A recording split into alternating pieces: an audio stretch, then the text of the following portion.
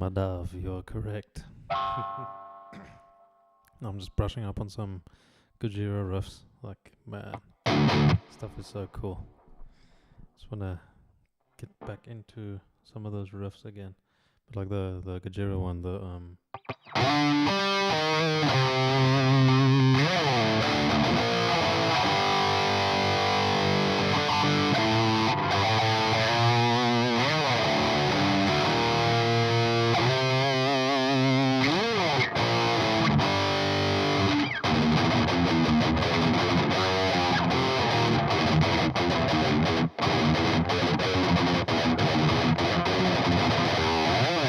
still learn that thing properly.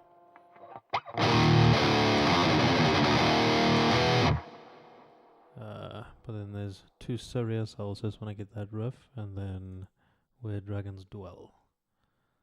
Some of these riffs were just so freaking cool.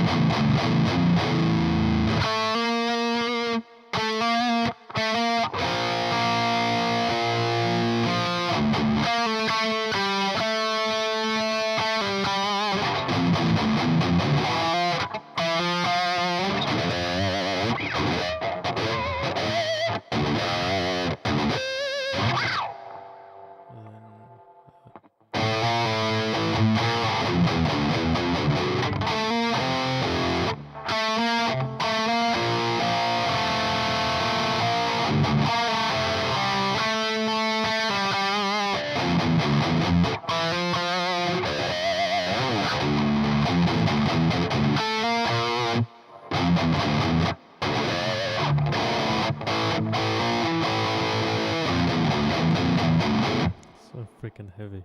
Jeez. My word. Dat was een Ricard.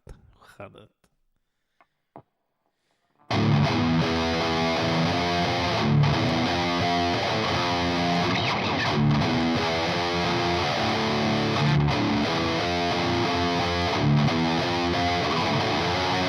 Something like that. Such a cool riff. And then Flying Whales.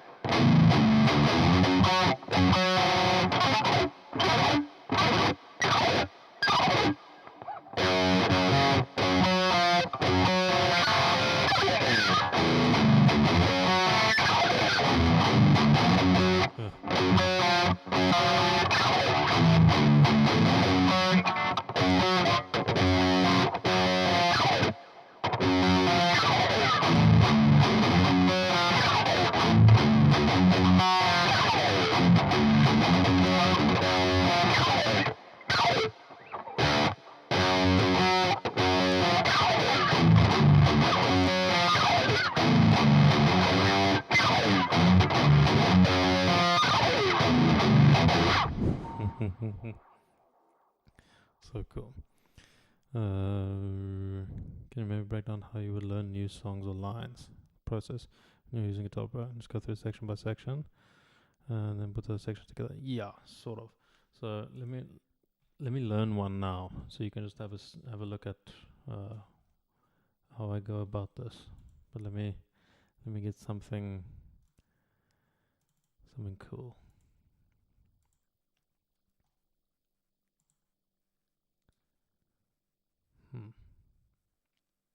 Not sure which one.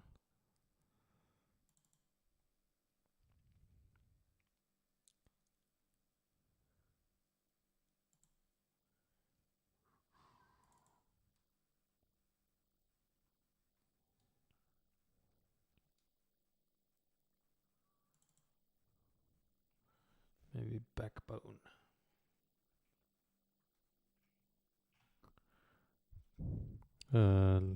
Ek praat net klein bietjie sag want Colin slaap. Kom ek let me boost it a little bit.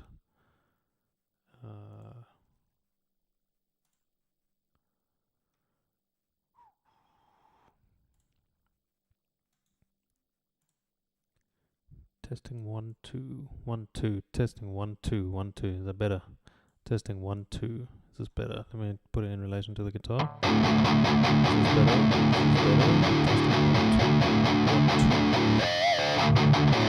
Cool.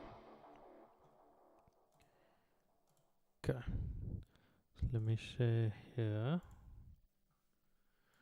So right now open up a tab.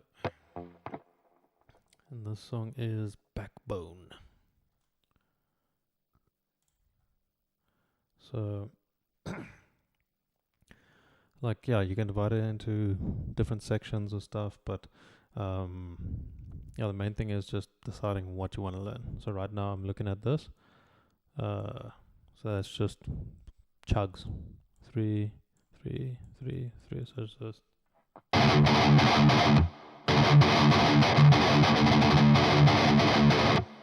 Okay, and then there's exactly the same groups of 3, 4 chugs, but now the notes are changing.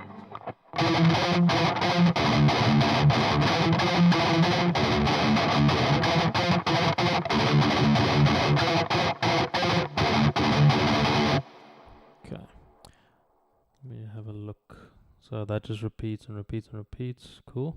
And then there's another section here. So this is 1, 2, 3, 1, 2, 3, 1, 2, 3 there. So jeez.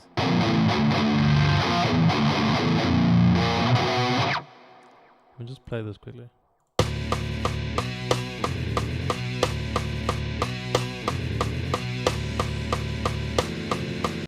Now this is gonna be a bit. It's gonna take quite a while. Let me have a look at a different song. Have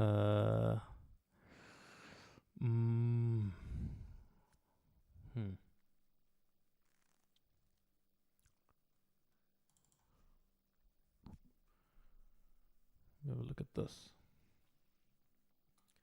Can be drop C. Quickly tune for that.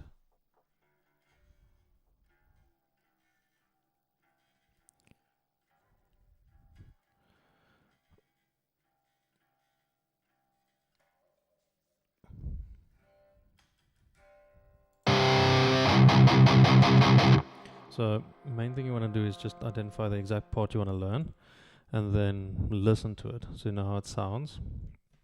And then the first thing I do before I actually play through it is I look at the tab, and then I have a look at my finger position so I know it's. So like you play the thing without any rhythm, you just go.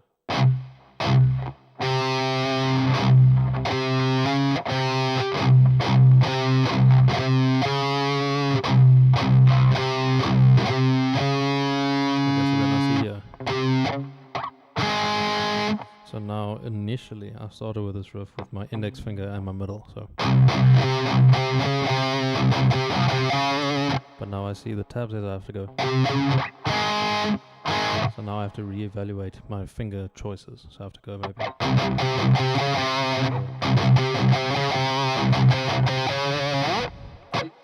Challenge that I'm playing a lot of notes between the metronome beats. Yeah, now that is a little bit difficult, just because, yeah.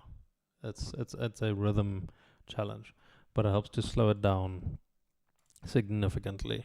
Like I'll slow this down to like even 25%, so then you can really see where these notes are, and then you have a look at some of these notes. Where are your strong beats? Which of these notes are on a strong beat or something like that? You have to find these sort of anchor points. So like right now I have 1, 2, 3, 4.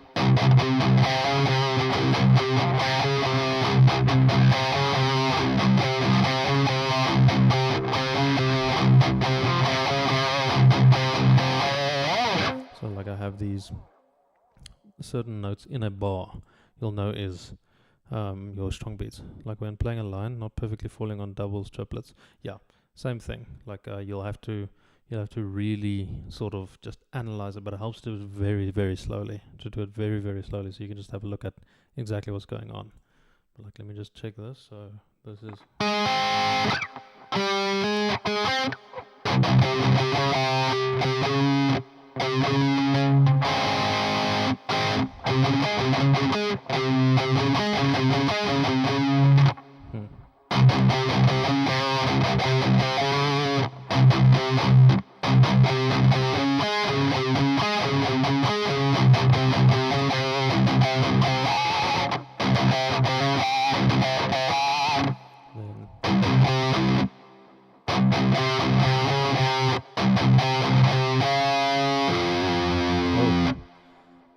this is a little bit of a different thing because it's breaking my mold that I have.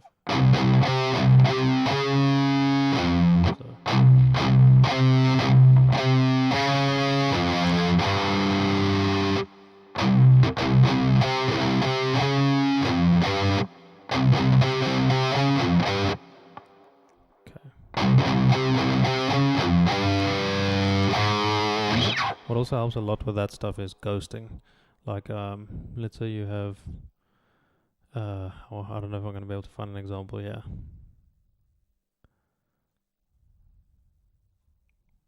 Nah, probably not. Jy vra my nou baie moeilike vrae op die verkeerde liedjies. Like, when, let's say I have a tremolo thing, like,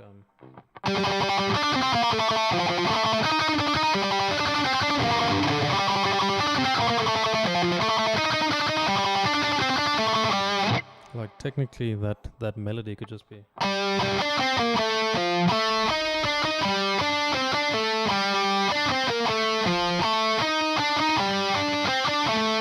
But I'm going to fill in all those gaps with, let's say, 16th notes. So it's like.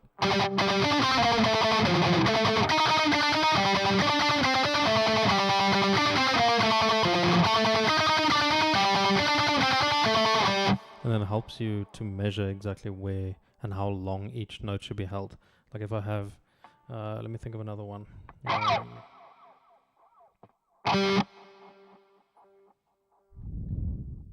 Frick, I can't think of one now.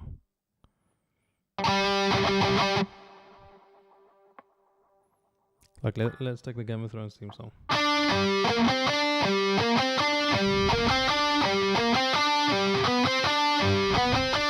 I'll go like.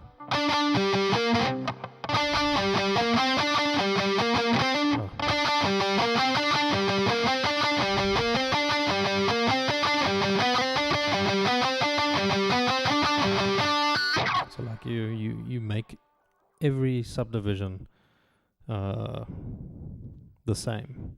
Like right now I made everything equal, and then your left hand or your string changes will only happen on the actual notes that you need to change on. So like if I go, let me think of another one.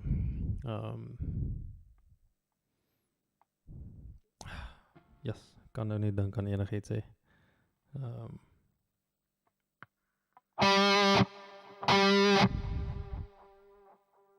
Kan letterlik aan niks dink. If you think of something, let me know, because I'm blanking so hard right now.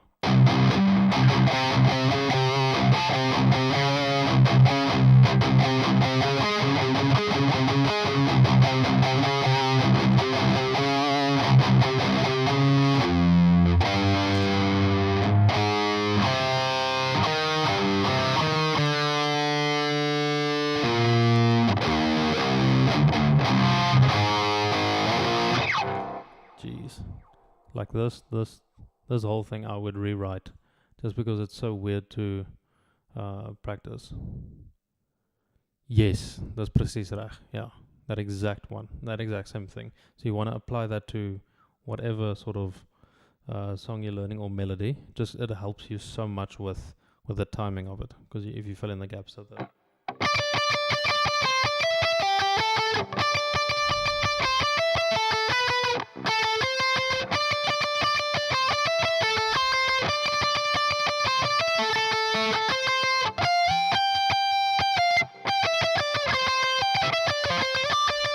Like that same thing. So that I use for freaking everything, because it's much easier to keep time if all the subdivisions are the same. But then it also forces you to like be very aware of where in a bar or where the changes take place. Very, very important. So kan dit maar net probeer. But this thing, like this just seems so uncomfortable to play, especially this bar. So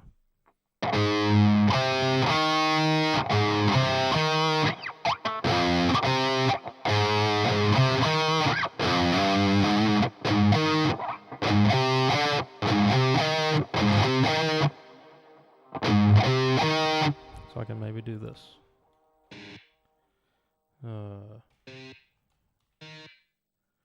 And then I'm still on the same string there. And then I can go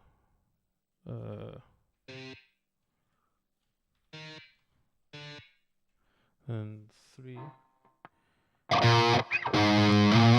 will be 10 there. It's a little bit difficult now, that big jump. Let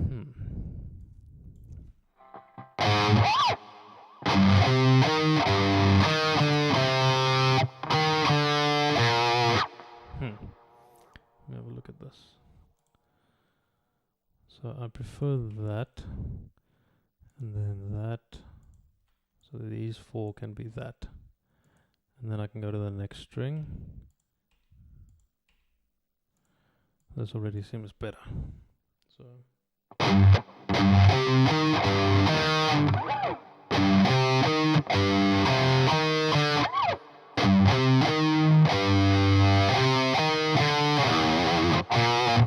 no, I want to have this on the same string.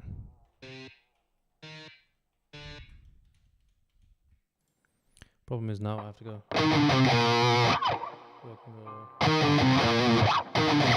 Let me go back down there.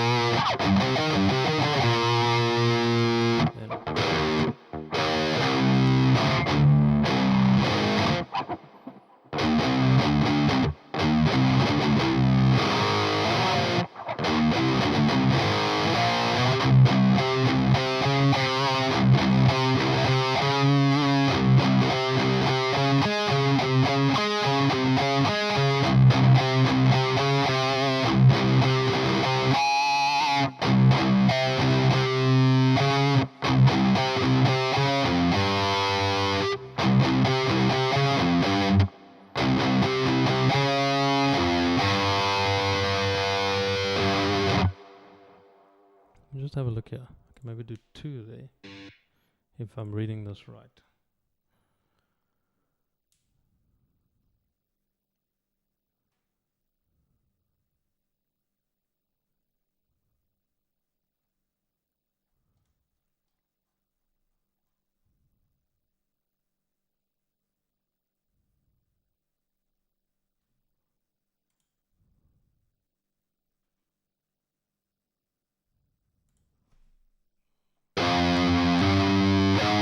Okay, so 7, 8.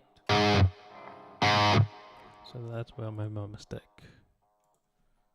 So like that.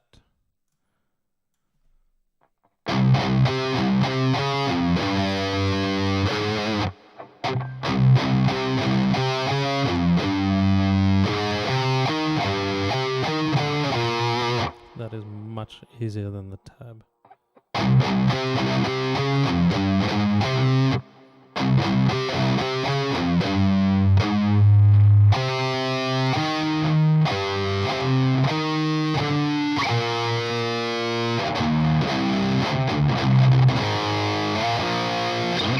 Much easier.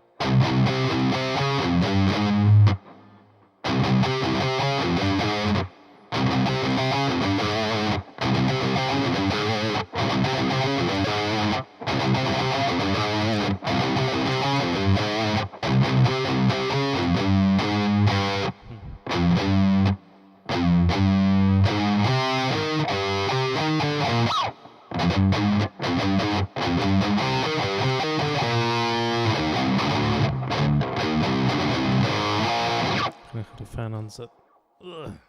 Beetje warm.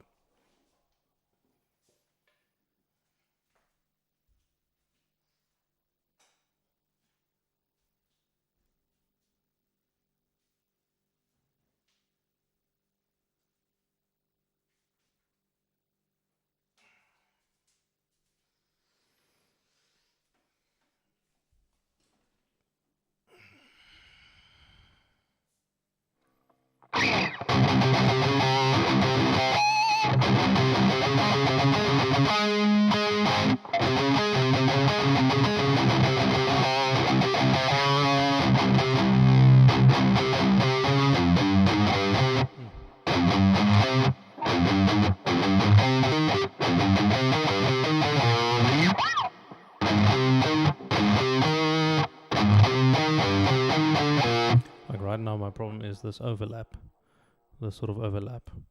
So I need to make sure that when I do this, I'm doing it consistently. When I play this thing in full, I need to remember that this note I'm using a downstroke for. So if I'm going to practice this sort of overlap, I need to remember I have to start it with a downstroke. Also, if I start maybe here, I need to know this one is an upstroke that I'm originally starting with. So I have to go.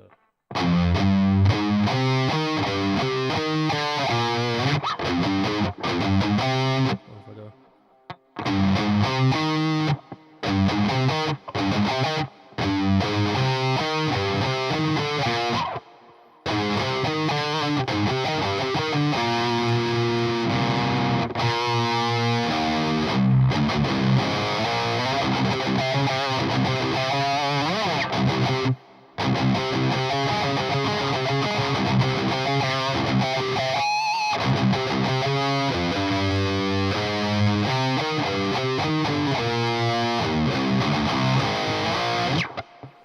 So then I'll take this thing very, very slowly. Let me go, yeah, 25, no, 50%. Boost this a bit, solo just that guitar, just so I just hear that. Center it.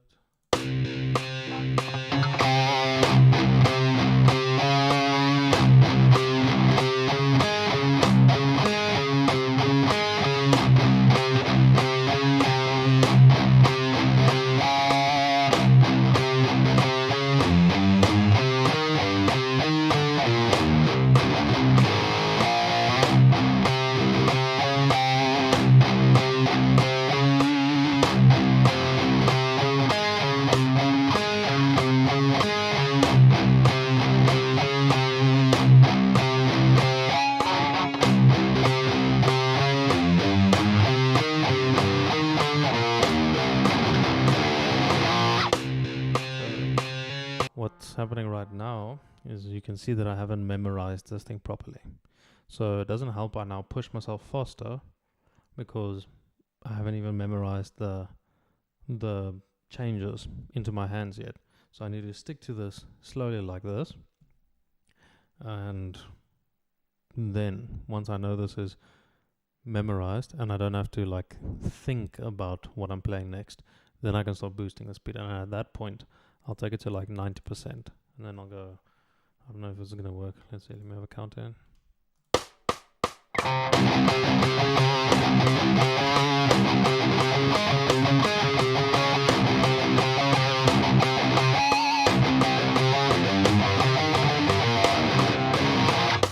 So you can see exactly there. My problem is immediately this bit. That's where my problem is. So what I can do is I can do this. I can practice this bit in isolation. So let me go to 50%. 3, 4.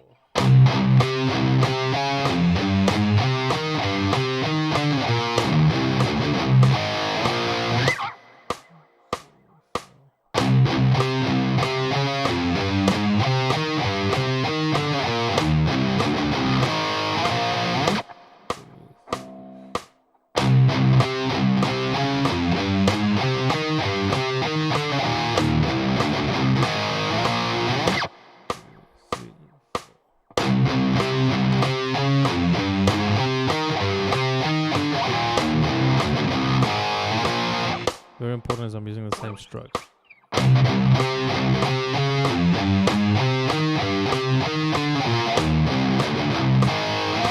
the same fingers and everything.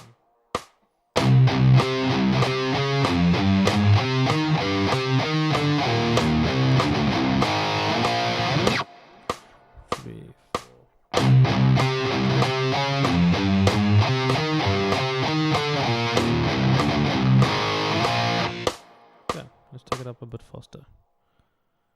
Let's go to 90%.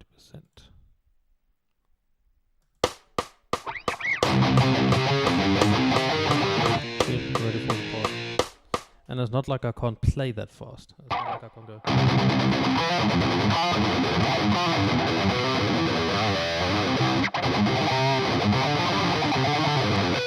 It's like the thing is too fast for me to play. It's the fact that I haven't memorized it properly yet. So let me take it a bit slower. Let's go 70%.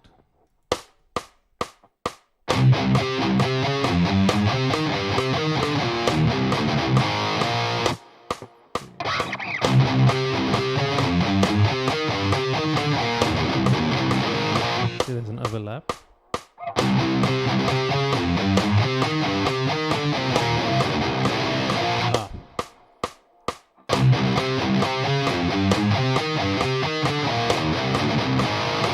Getting there.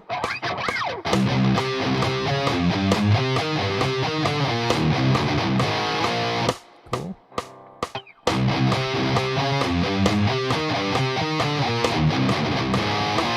As soon as I have to think about it, I'm screwed. As soon as I think about it, that means I've lost.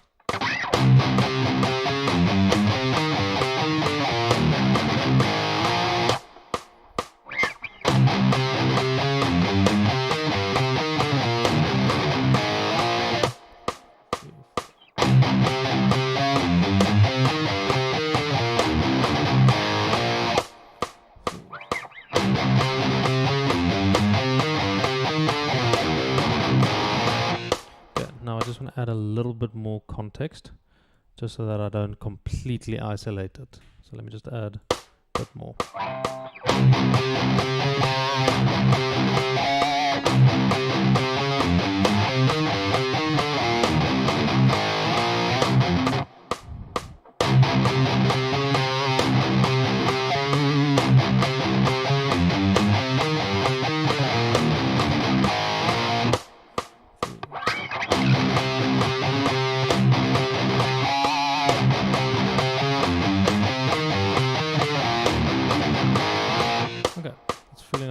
Comfortable.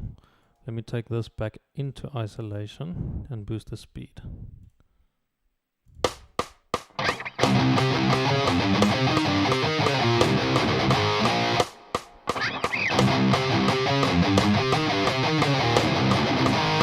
Okay.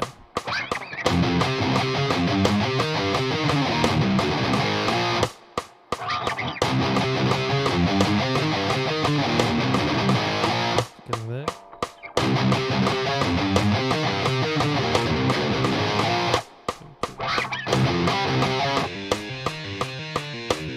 One thing I'm noticing is at speed, this jump might be a bit much, maybe.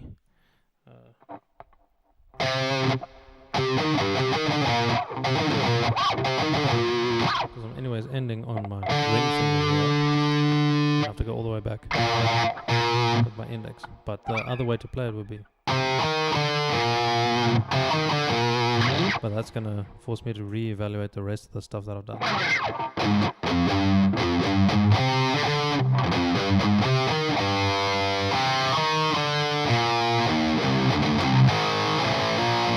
So the thing is, do I want to sacrifice now left hand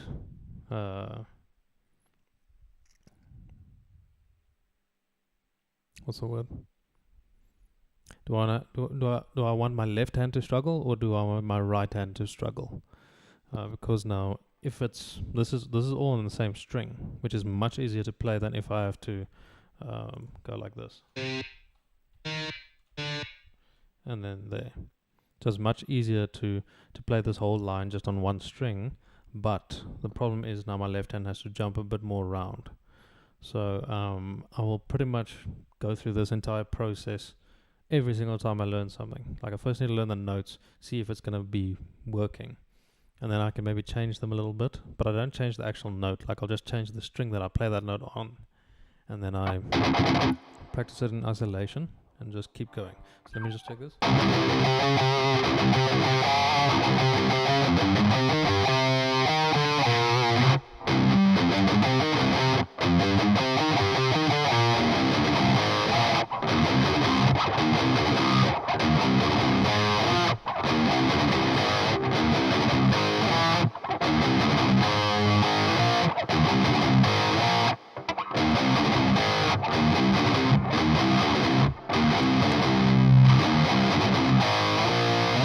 That bit is fine.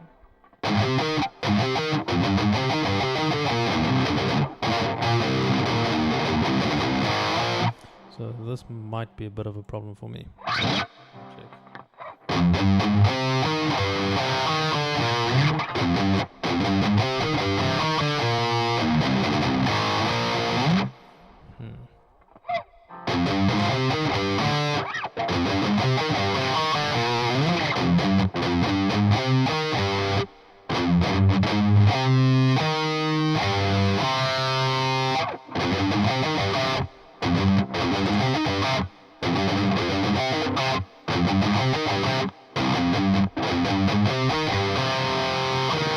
Another problem is now when I go to the next string, I need to make sure I mute the previous one because it's an open string. So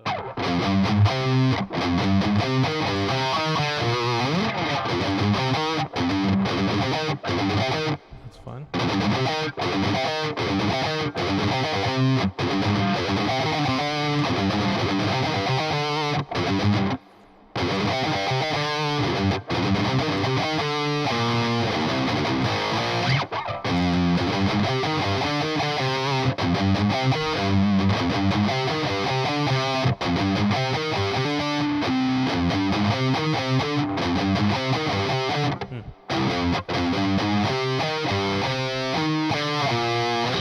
This is Guitar Pro 8, which helps a lot for just tabs. It's like Songster, but it's a paid version that you can use on your computer. So it's a lot easier than Songster, because I can also make edits to this. Like right now I'm debating over how to play these 3 notes.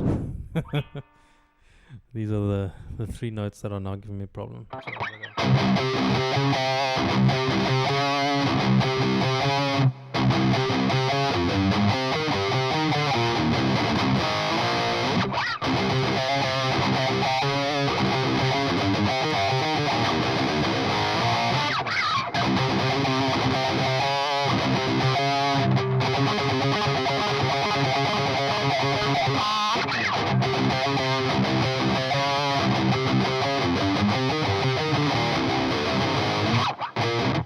When I go back here, this seems to be a bit of a problem.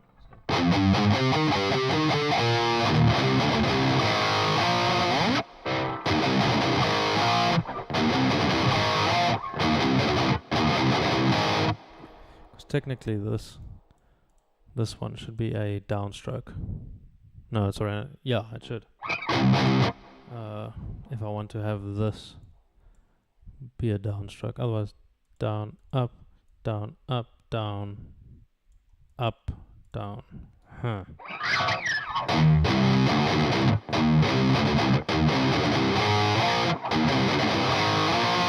So maybe I have to do the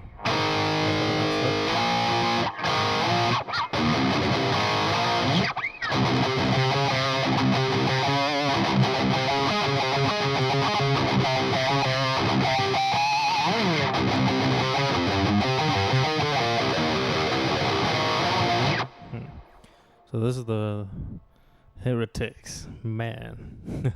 It's good to see you. So this is the problem right now that I'm having. It's just these decisions, because this is gonna. I need to make these decisions before I build muscle memory through a lot of repetitions, because I'm gonna lock this in. So you can see now, like I'm not even playing anything further on. I'm locked into just these 3 notes, because this is going to make a fundamental difference to how I play this riff. So if I go,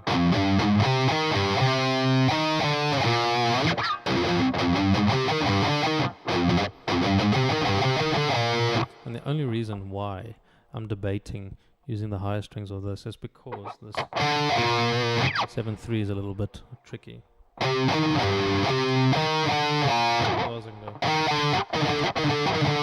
And slide my pinky, but then at a really high speed it's not going to work, because then I have to go. It's going to be harder than just going.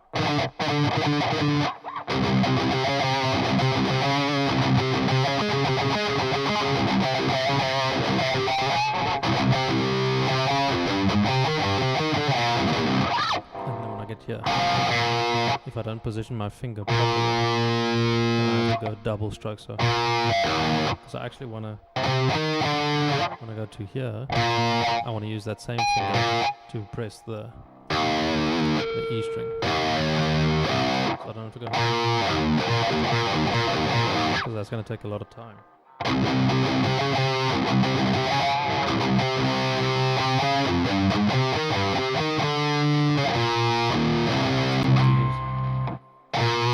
Index finger.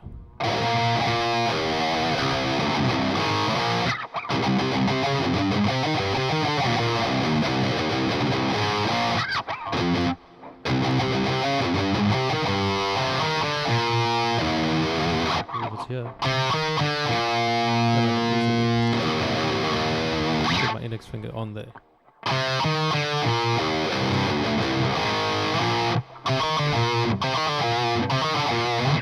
Let me have a look at this. Let me try it the other way. No,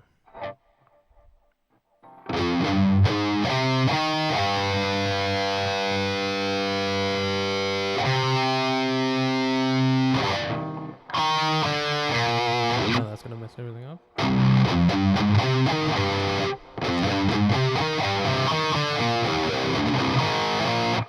This might be the best way to play it, now that I'm looking at it. At a slower speed, the other one will be a lot more comfortable, but now at a high speed, I'll have to organize it like this. So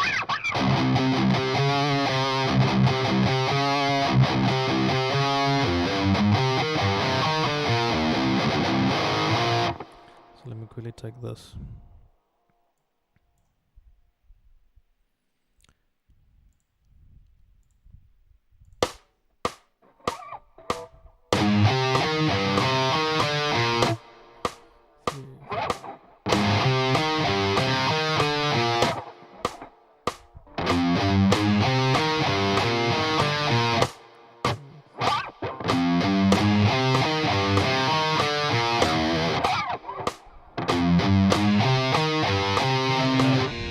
So now I have these conflicting ideas.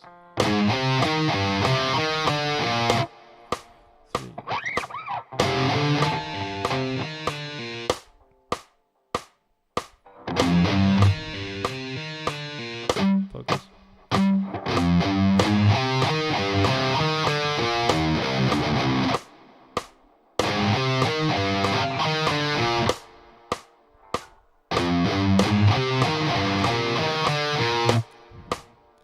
So what's happening now is I practiced it the other way for a couple of repetitions, and that's already sort of been formed in my head as the way that I'm going to play this thing.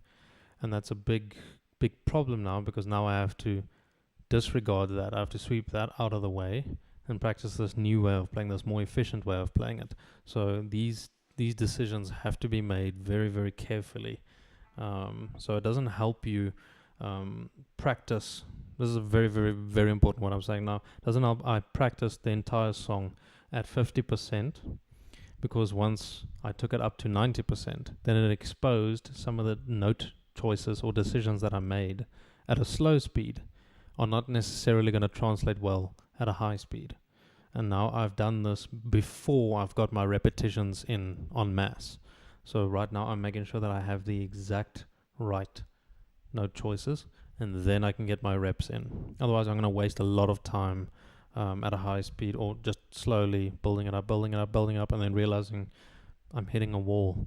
I should just practice more. No. Fix the way you are playing it. Then you can get your repetitions in.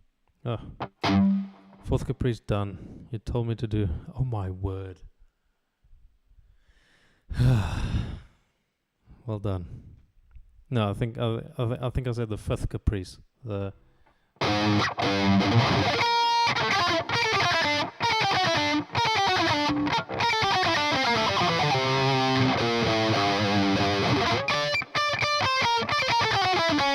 that one. That one.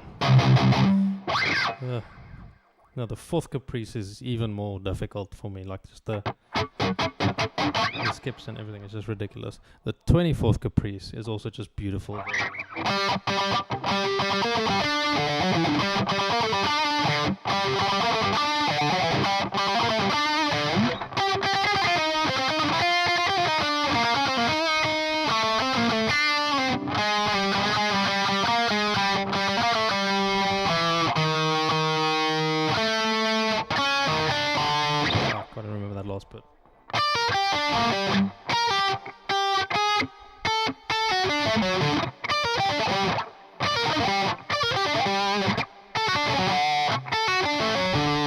well done then. Damn, you're able to play that. That is freaking incredible. Yeah, and on a violin as well. That's even more difficult in certain respects. Because if your intonation isn't done properly, oh my word, it's a disaster. Really, really well done, man. That is incredible. I'm struggling with this one thing now, trying to get muscle memory built into it.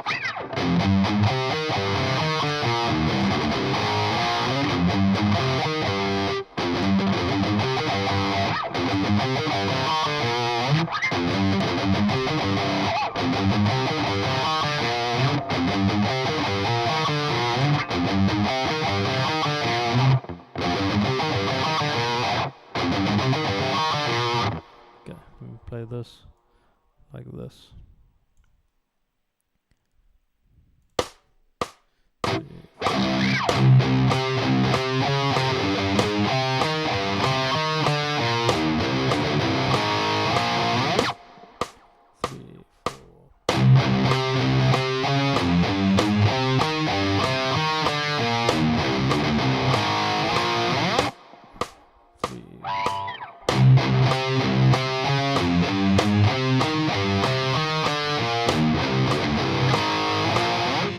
This is the way I'm going to play this. This is the way I'm going to play this. I want to see how different it is from the actual part itself.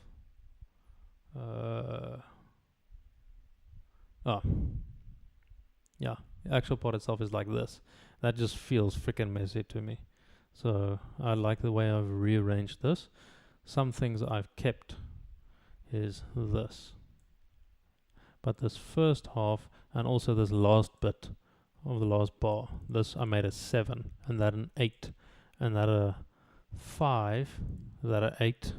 So these little changes are going to make it significantly easier for me to play this riff. So if I go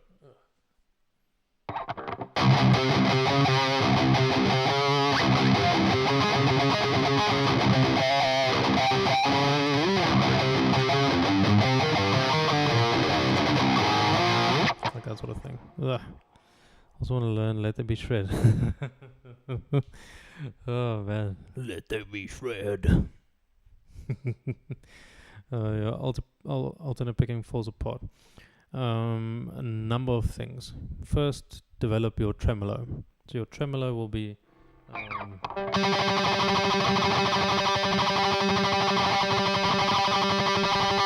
if you can't tremolo pick faster than the song you're trying to learn, then you can't play the song yet.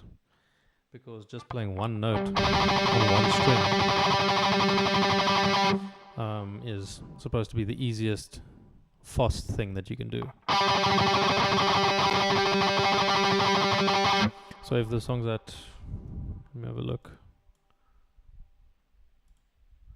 Let's say 180 BPM.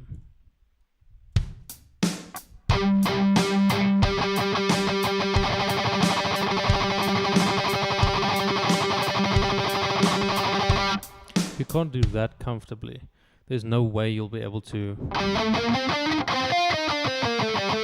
change notes with your left hand as well as strings with your right hand. It's just not going to happen. So you first need to make sure that your mechanics are correct.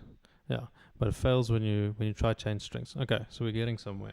So then you need to identify the amount of notes per grouping. So like if I have, let's say, I start on a downstroke. I don't know what you're trying to play exactly. Maybe it's a 3-note per string thing. So if it's a scale,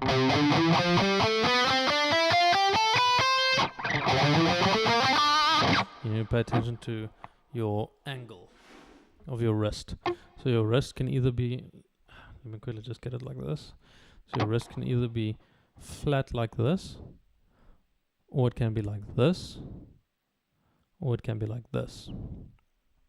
So these angles, the thing is your wrist is constantly going to be going straight like this. And your the only thing that's going to change is your forearm rotation. So if I do this, my wrist is still going straight. Still going straight. So the motion of the wrist is staying exactly the same. But now you need to understand that when you're picking, you're going to be in one of these positions, and then after a downstroke, and I want to go to lower string, I have to do this so that I can get to the next string. This is a very, very critical thing. So like you have your down, up, down, then I change strings. Same with, there's 4 main ways this can happen. You can go to a higher string after a downstroke, or a lower string after a downstroke, or a higher string after an upstroke, or a lower string after an upstroke. Those are the 4 main scenarios that you'll find yourself in. So if it's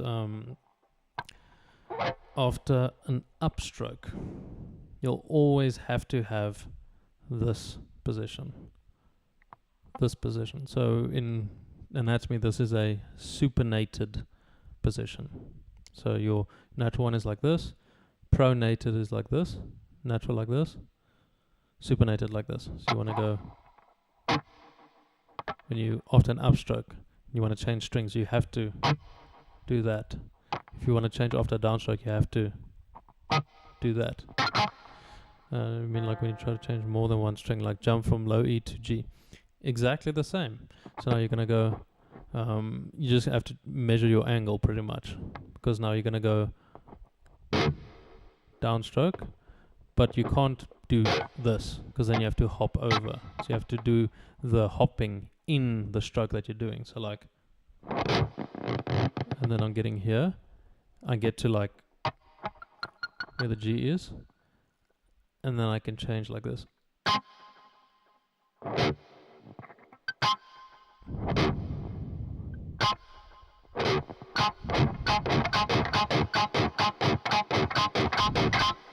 So each time I play one of these notes, I know, because if it's one note per string that you're doing right there, like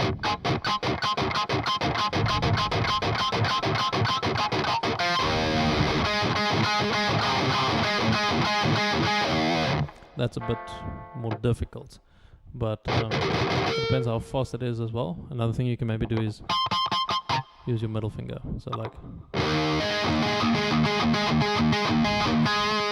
always string noise. Okay, so for string noise, you have to mute well, and the best way to do this will be with your index finger. Your index finger will be muting, like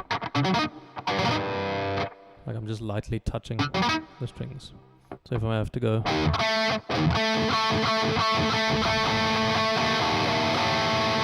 even though I'm playing through all the strings,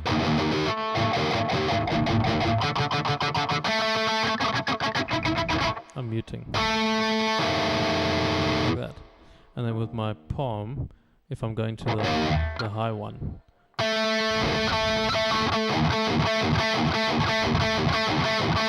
it's also a possibility. Like you can use the part of your thumb, the fat part of your thumb, sort of grab there. My E string note.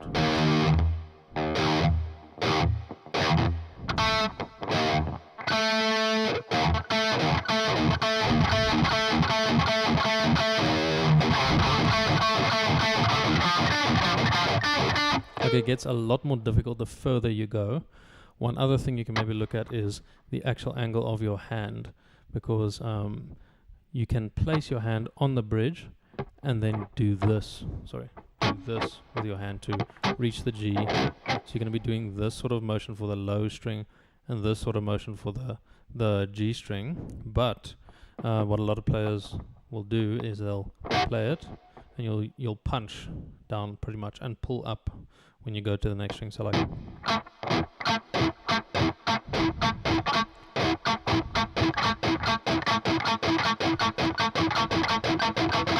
so you let your arm, your shoulder pretty much cover the distance between the strings a lot easier, so that your hand doesn't have to compensate for this massive angle change. Like you almost never want to pick with your thumb perpendicular to the strings. Like that's, okay, you never want to do that. Because the angle that I'm going to be picking at is like this. Like, and then it's going to take, it's just impossible. but you also don't want to be have the pick perpendicular or your thumb parallel to the strings, because then you're going to encounter a lot of resistance with the string. So you do want to have a little bit of an angle, but it helps to use your shoulder for these massive string jumps. At least for me, I find it very difficult to go.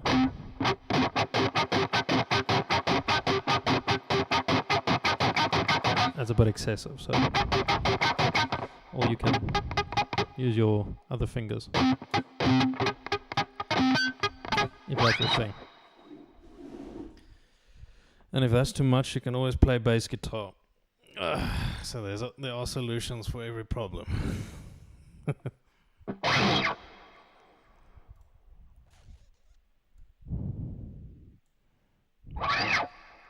Let's check this.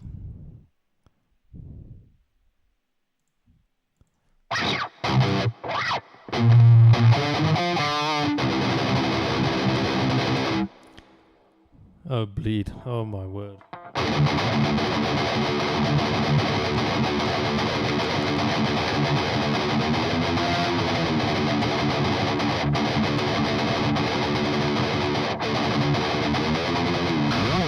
Nothing. It's a very, very difficult thing to do for a very long time. 13s, I don't think the string tension or the string gauge is really the problem.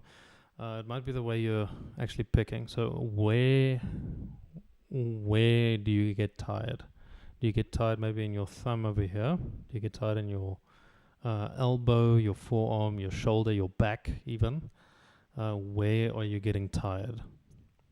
Because that'll expose what we have to work on.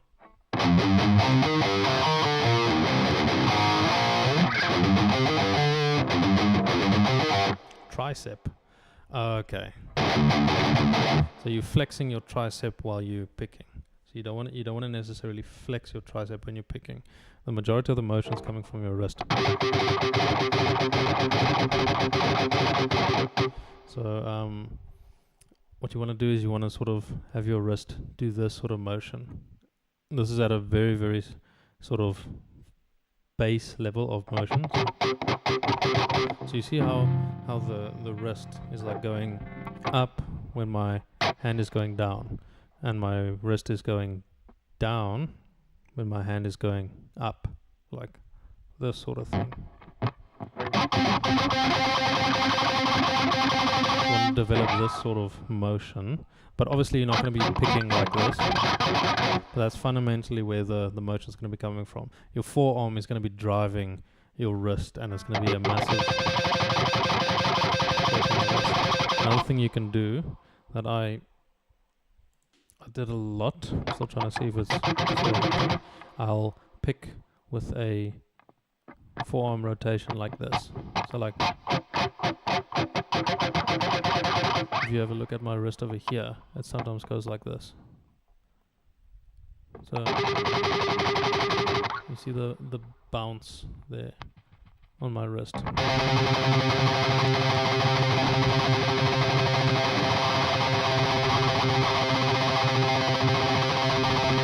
Very, very subtle, but you don't want to flex your tricep to do alternate picking. Using it because you can't play your guitar like that. You can do this, same thing. And for you it'll be a bit more forward.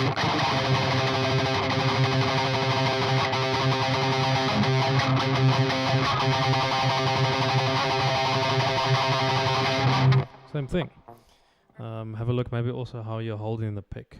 Like I have the pick in my fingers in a way that the point of the pick is a horizontal plane, and the thumb is a vertical plane. So it's like that.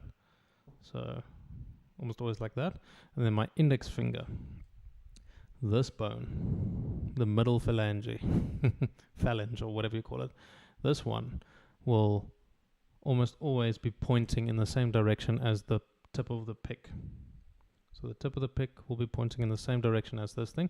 I will bend this distal phalange a little bit, like this, and then I'll put my thumb on it like that, like on this bone pretty much, and I'll hold it like this, there are exceptions to this. Like if I'm strumming, what I'll do is I will relax my index finger like this. So then I sort of have this sort of thing. But what's interesting is this bone is still facing the direction of the pick. And this bone, if I'm picking, I don't know if I can show it like this, will be sort of like parallel or no, perpendicular to the strings.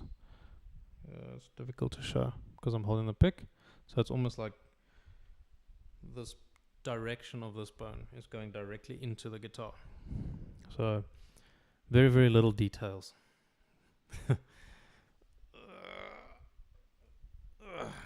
Oh, my back's getting sore.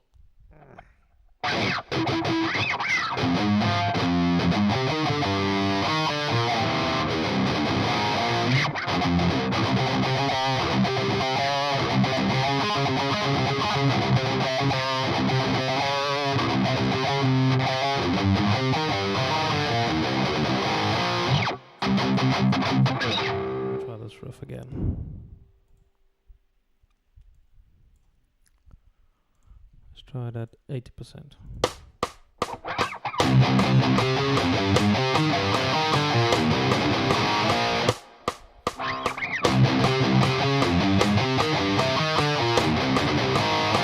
That's much better.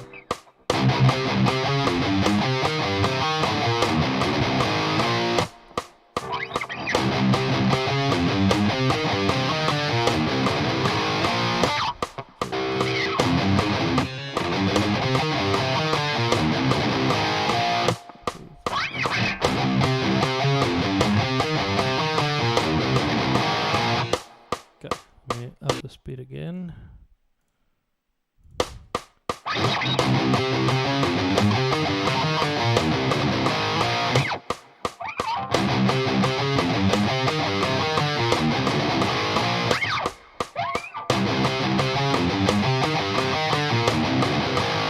There we go.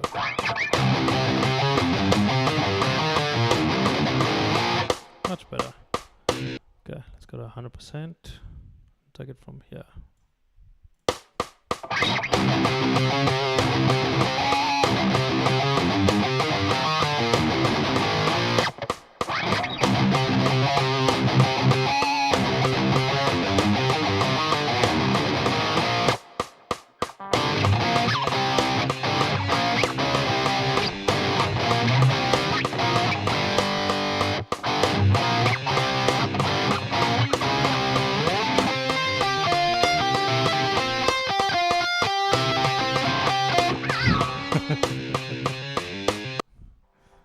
Oh man, Niranjan, you are spirit. You're welcome, man. Hopefully that helps. Maybe I can learn violin one day. It's such a difficult instrument.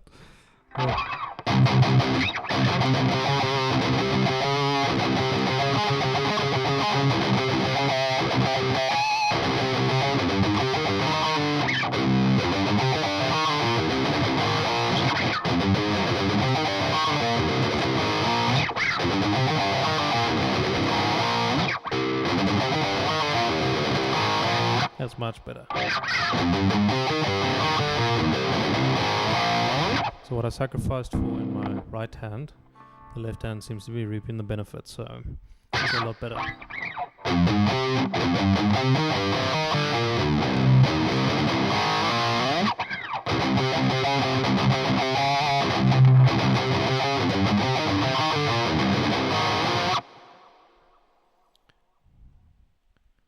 And then there's this thing. This is really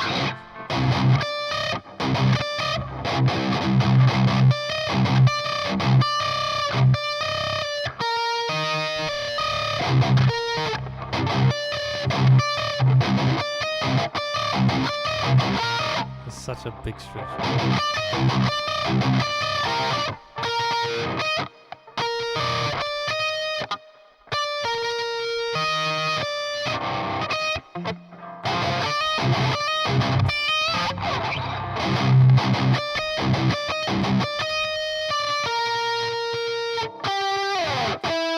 Yeah, it's so freaking difficult. And then it's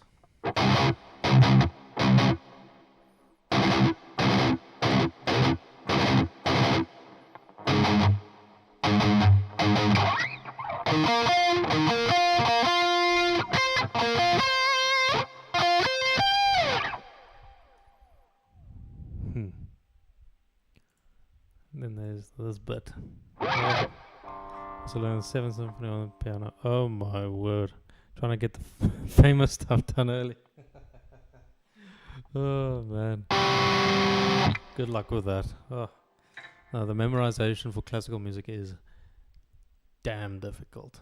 Just getting your finger positions and everything sorted. My goodness.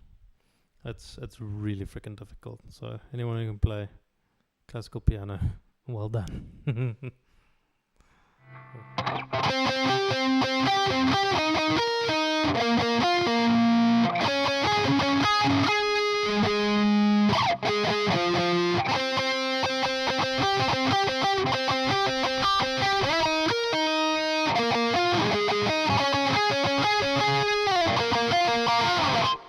there's that other main riff. Rope. What the flip?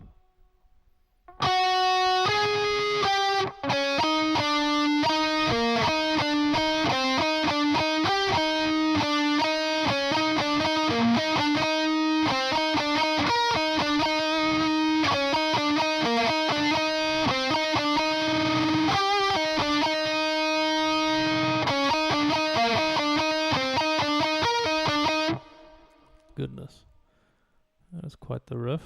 But at least this seems to be working now.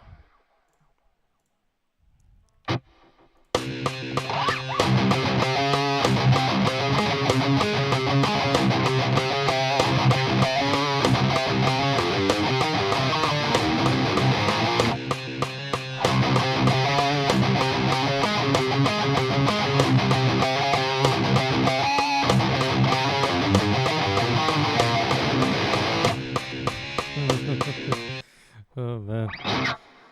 Oh, you got your maths final. Oh my word. Good luck, dude. Good luck. Just remember to find x and theta and lambda and all those lovely things. Yeah, I don't know what you guys are doing in maths currently. Oh man. I remember grade 8 maths really freaking destroyed me. Grade 8 and grade 10 maths was rough. Grade 9 was alright.